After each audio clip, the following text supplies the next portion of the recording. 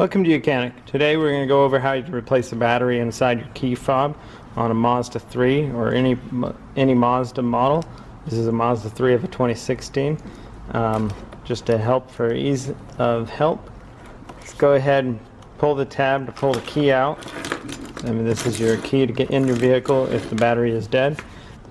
Take a screwdriver, just kind of pop it open, just twist and pop, and then pull this off, and then your battery is behind this.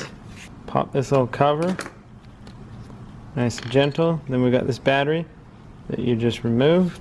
This is a CR2025, but you can get these at the parts store, or you can really pick these up at any department store. And you just put it in, push it in, then put this cover back on, right?